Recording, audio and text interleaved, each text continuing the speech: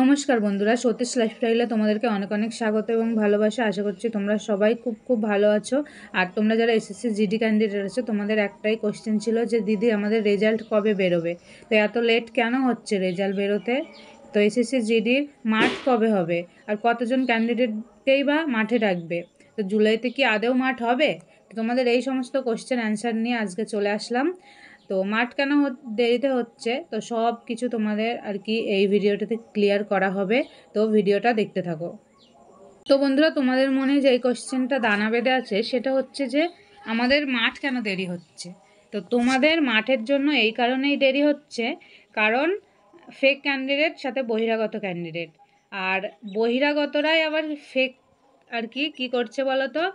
তারা যে কোনো একটা রাজ্যের, ধরো সাপোজ কেউ পশ্চিমবঙ্গের, সে পশ্চিমবঙ্গে তো ফিল আপ করছেই ফর্ম, মানে পশ্চিমবঙ্গের হয়ে পরীক্ষা দিচ্ছে, তার সাথে আসাম, উড়িষ্যা, ত্রিপুরা, এরকম আরও বিভিন্ন রাজ্য থেকে তারা পরীক্ষা দিচ্ছে, মানে এখানেও ফর্ম ফিল আপ করেছে, সেখানেও ফর্ম ফিল আপ করেছে, এখানেও পরীক্ষা দেবে আর কি, সেখানেও পরীক্ষা দেবে।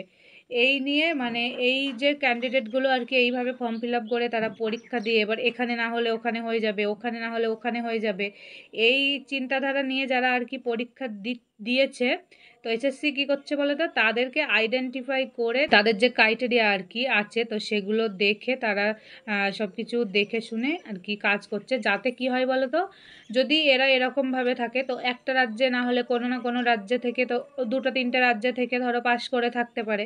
সেই ক্ষেত্রে আমাদের যারা আর কি রিয়াল ক্যান্ডিডেট আছে, তারা হয়তো 1-2 নাম্বার কম থাকলেও তারা পিছিয়ে পড়তে পারে। তো তারা যাতে না পিছিয়ে পড়ে, যাতে আর কি রিক্রুটমেন্টটা খুব ভালোভাবে হয়, সেই কারণে একটু দেরি হচ্ছে, যাতে এইসব ফেক ক্যান্ডিডেটকে দূর করে তো আমাদের যেসব রিয়েল ক্যান্ডিডেট আছে তাদেরকে নেওয়া। তার সাথে ফেক ক্যান্ডিডেট কীরকম হচ্ছে বলতো, মানে এখন মানুষের মাথায় যা মানে বুদ্ধি হয়েছে, তাতে তারা এতটা নিচে নেমে গেছে কি বলবো। তার সাথে কি করেছে শোনো, মানে একজন তো, এক ব্যক্তি তো বিভিন্ন রাজ্য থেকে করছেই ফর্ম ফিল আপ, তার সাথে যেটা করছে সেটা হচ্ছে এক ব্যক্তি সে নাম বদলিয়ে ফটোতে হয়তো কিছু কারসাজি করে, মানে সে এক ব্যক্তি সে অনেকগুলো নামে পরীক্ষা দিচ্ছে।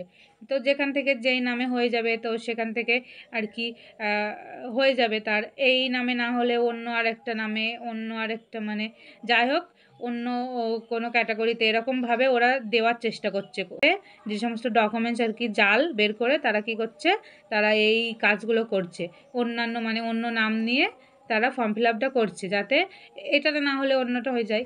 সেই ক্ষেত্রে কি হচ্ছে বলতো, আমাদের যারা রিয়াল ক্যান্ডিডেট আছে তারা পিছিয়ে পড়ছে। তাই জন্য এসএসসি কী করছে, তো ওনাদের যে ক্রাইটেরিয়া প্রসেস আর কি আছে, যে সমস্ত আর কি নেওয়া হয়েছে, তো ফিঙ্গারপ্রিন্ট, সিগনেচার, এইসবগুলো আর কি ঠিক করে পর্যবেক্ষণ করছে আর কি, মানে পর্যবেক্ষণ করার পর ওনারা সিদ্ধান্তে আসবেন যে কারা ফেক কারা রিয়াল। তো তারা আর কি এইগুলো চেক করছে, তাই জন্য তোমাদের একটুখানি লেট হচ্ছে। তো লেট হচ্ছে তার জন্য তোমাদেরই ভালো, কারণ তোমরা আর কি যারা রিয়াল আছো ক্যান্ডিডেট, তারা অবশ্যই তাদের জন্য ভালো হবে এটা, তাই জন্য তোমরা ধৈর্য হারিও না। তো তোমাদের জুন জুলাইয়ের মধ্যে তোমাদের মাঠ হয়ে যাবে, তো জুনের মধ্যে তোমাদের যে কাট অফ সেটা আর কি ক্লিয়ার হয়ে যাবে দেখো। আর জুলাইয়ের মধ্যে আর কি তোমাদের যে মাঠ সেটাও কমপ্লিট করে দেবে, কারণ এতটা লেট আর কি করবে না। তো অনেকটাই বেশি লেট হয়ে গেছে, সেই জন্য তোমাদের অতটা বেশি আর লেট হবে না। তো এই জুন জুলাইয়ের মধ্যে আর কি তোমাদের যে মাঠ সেটা কমপ্লিট করে দেবে। তো তারপর দেখো, তোমাদের মনে যে কোশ্চেনটা ছিল সেটা হচ্ছে কত হাজার ক্যান্ডিডেটকে মাঠে রাখবে। তো আমাদের ভ্যাকান্সি আছে 46,000 প্লাস, আর মাঠে রাখবে হচ্ছে 46,000-এর 8 গুণ, মানে 46,000-কে 8 দিয়ে গুণ করলে হবে 3,68,000 প্লাস আর কি। তো এই কতজন ছেলে মেয়েকে আর কি 3,68,000 প্লাস আর কি ক্যান্ডিডেটকে তোমাদের মাঠে রাখবে। তারপরে দেখো তোমাদের ফিজিক্যাল কবে হবে, না তোমাদের ফিজিক্যাল জুন থেকে জুলাইয়ের দিকে আর কি হয়ে যাবে। তো তোমাদের ফিজিক্যালের যে কাট অফ সেটা তোমাদের জুনের দিকে আর কি বেরিয়ে যাবে, জুনের আর যেই কয়দিন আছে আর কি সেই কয়দিনের মধ্যে বেরিয়ে যেতে পারে।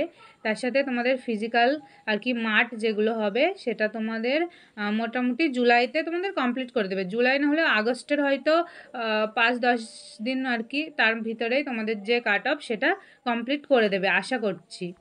তো তো আশা করছি তোমাদের মনে যে সমস্ত কোশ্চেনগুলো ছিল তো সেগুলো ক্লিয়ার করে দিয়েছি। তো যাদের আর কি এই ভিডিওটা থেকে একটুও সাহায্য হয়েছে তারা অবশ্যই আমার এই চ্যানেলটা সাবস্ক্রাইব করে রাখো। আর যারা আগের থেকে আছো তারা অবশ্যই লাইক কমেন্ট শেয়ার করে দিও। আর এসএসসি জিডি সম্পর্কে সমস্ত খবরাখবর তোমাদের এই চ্যানেলটিতে দেওয়া হবে, তার জন্য তোমাদের অবশ্যই সাবস্ক্রাইব করে রাখতে হবে। আর যে সমস্ত আর কি কোশ্চেন আছে তোমাদের, তো অবশ্যই কমেন্ট বক্সে কমেন্ট করে যেও, আমি চেষ্টা করব সেটা নিয়ে তোমাদের ভিডিও বানিয়ে দেওয়ার।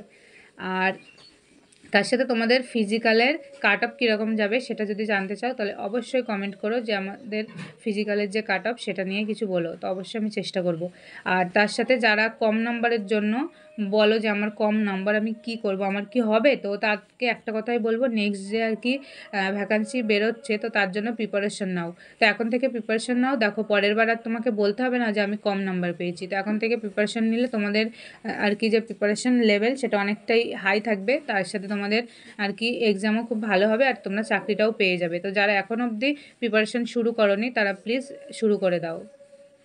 তো তোমরা অনেক অনেক ভালো থেকো, সুস্থ থেকো, আর আজকের মতো এই পর্যন্তই।